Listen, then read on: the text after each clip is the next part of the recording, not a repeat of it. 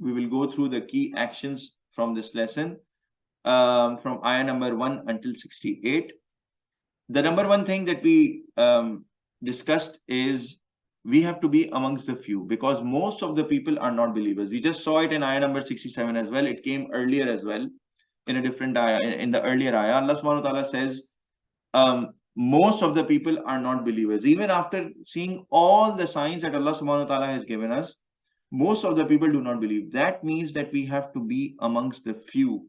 That means that even if many people are doing something, because a lot of the time people say, oh, all my friends are doing it, and this is the argument versus their parents, oh, all my friends are doing this, my entire class is doing it, I am not able to do it, and all of this. Even if all the people in the world do something, but it is against the guidance, then you are supposed to follow the guidance. Even if you are alone, if you are one person who's saying the right thing, you have to stand and be that one person, because most of the people are not believers, and this is a fact stated in Quran. So even if people are born in Muslim families, they are born from Muslim countries, but they are doing something that you're not supposed to do as a practicing Muslim, you cannot follow them.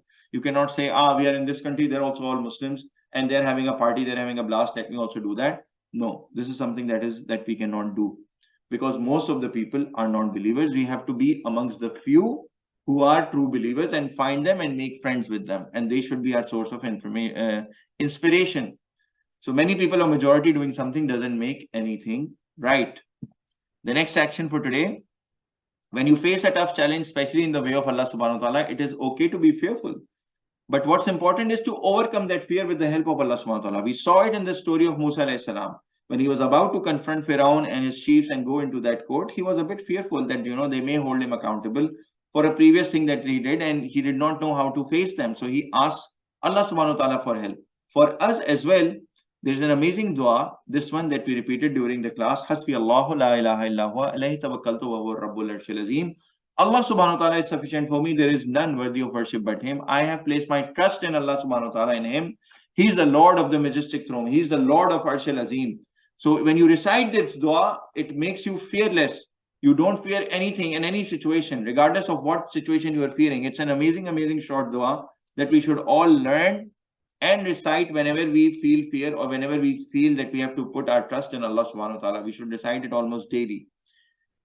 The next action from today's class came from, again, the story of Musa alayhi salam. To be successful in the life's test, we have to hold on to the guidance, Quran and Hadith and Sunnah of the Holy Prophet, and use it as a practical guide in all big or small decisions of our life. Because, at that point in time when Musa alayhi salam went to Firaun and his chiefs, he showed them all the signs, yet they became arrogant and they did not follow. They closed their mind, actually. And he said it like, if you are the ones of, if you use your brain, if you use your intellect, then it cannot be that you're not, understanding what I'm saying. Of course you understand.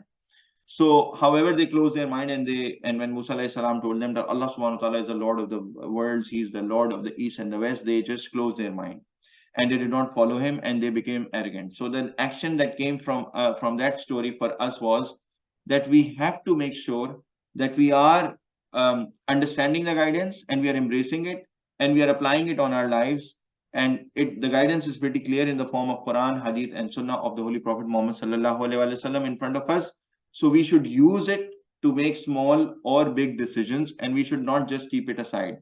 And the only person who uses it and practically implements it is the one who believes. Those who don't believe, they become so arrogant. No, I don't need religion, I don't need Islam or whatever, I'm very well off, I'm taking care of myself, I have a big house and a big car, and I'm very good, alhamdulillah, and I don't need to, I will continue taking interest, I will do whatever, it's okay, my life is already very good. So don't be that arrogant person. Don't become Firaun. Don't become the chief of Firaun. Make sure that you are to pass this test, that you are following the guidance and implementing it on your life.